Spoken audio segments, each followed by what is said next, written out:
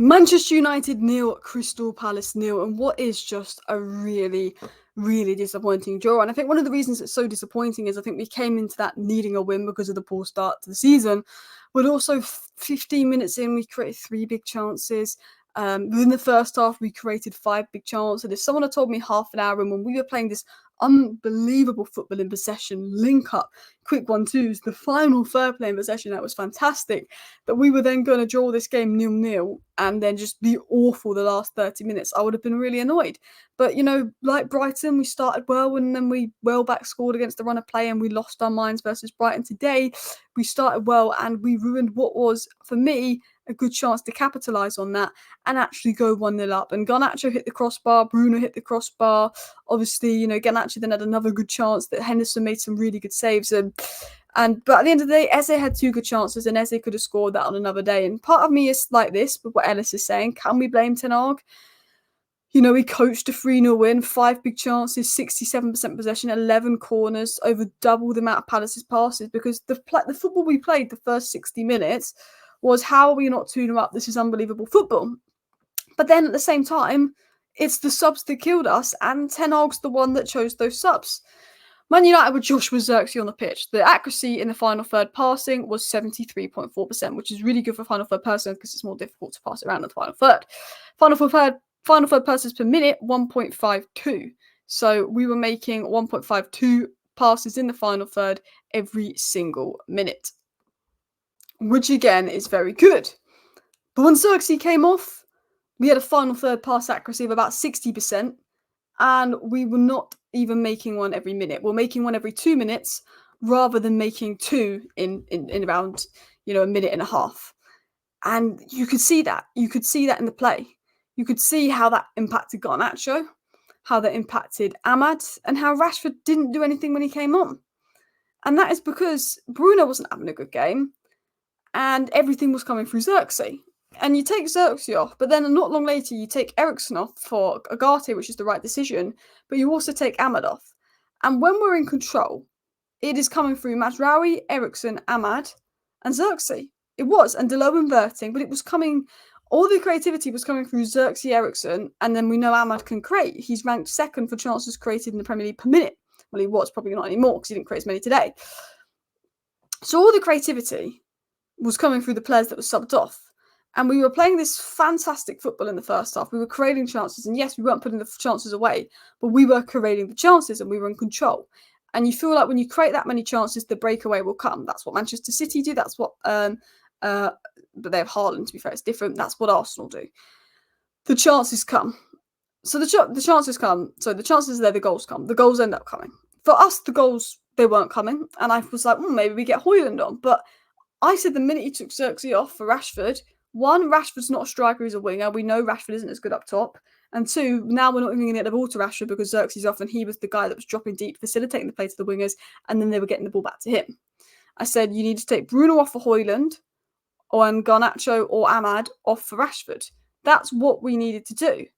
But Erik Ten Hag didn't do that, and it was a different game. Because at the end of the day, Zirkzee, the link-up, everything good was coming through Zirkzee. Zirkzee isn't a player that's going to score 20 goals a season for United, whereas Højlund can be a player that could score 20 goals for United. Højlund is a 20-goal season striker if he hits his potential. Zirkzee will never be a 20-goal season striker. But that's okay, because Zirkzee is a forward that would allow Man United to score 20 more goals a season as a collective. Zirkzee could get 8 goals, but because of Zirkzee's presence, we scored 12 more goals that season, and Zirkzee indirectly contributes to 20 more seasons to the team, 20 more goals to the team. Because when Zirkzee comes off, we create nothing, and we're going direct and we're going long ball. We didn't have a sniff. Dean Henderson's having to pull out super saves to then actually not having much to do.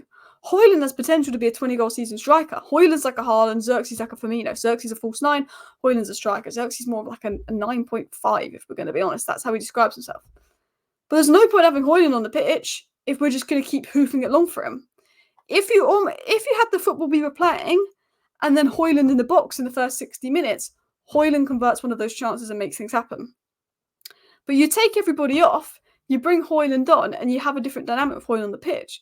What you need is Højlund, Zirkzee, Ahmad, Rashford.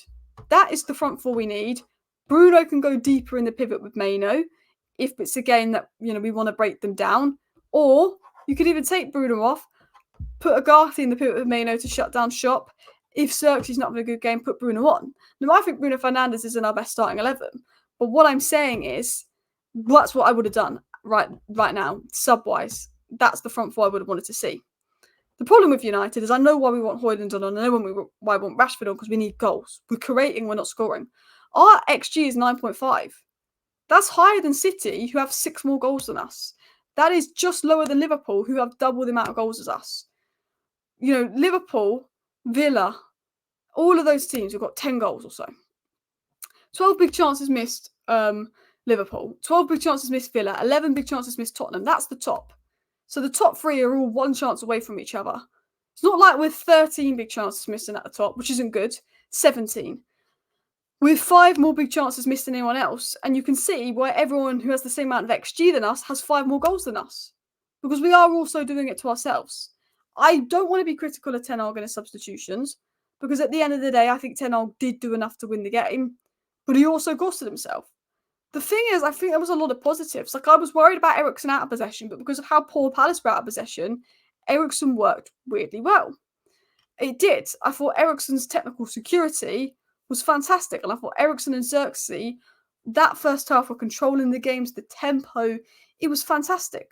I thought Dalot, his intelligence, his movement, his running, Dalot was one of the most intelligent footballers out there. The little ball through to Garnacho, Dalot coming in, I thought that worked really well. And I was really enjoying the first 45 minutes of football. And I was getting frustrated that we hadn't scored, because I remember Brighton, and we played well for half an hour and we didn't score. But this was better than Brighton. This is the best I've seen United since Wolves away. And it was annoying because we were playing like Manchester City, Arsenal, Liverpool kind of football. Good football. Oh, wow, this is brilliant. Like, this is what we've been praying to see. This is the best football I've seen Ten Hag play. That's the best 45 minutes I've seen us play under Ten Hag in a long time. And it was 0-0. And then I feel like we waste it away. We absolutely waste it away. Because, yeah, we're going out wide and we're causing issues and all that, but then we start going direct. You know, in possession, that is the best I've seen United. Dalot, Eriksen, Zirkzee, brilliant. I think Garnacho's off the ball movement, getting in behind was causing problems. It was fantastic. Bruno, yeah, he weren't great.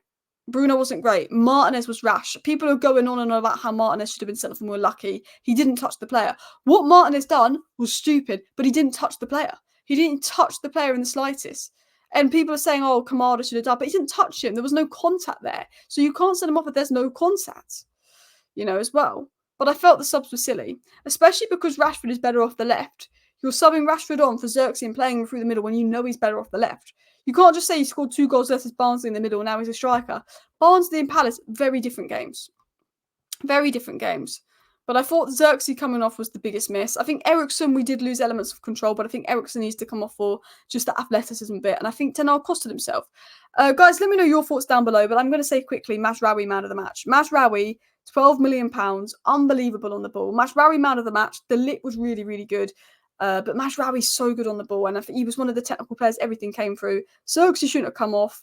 Mazraoui was unbelievable. Let me know your thoughts. Thank you for watching. Bye.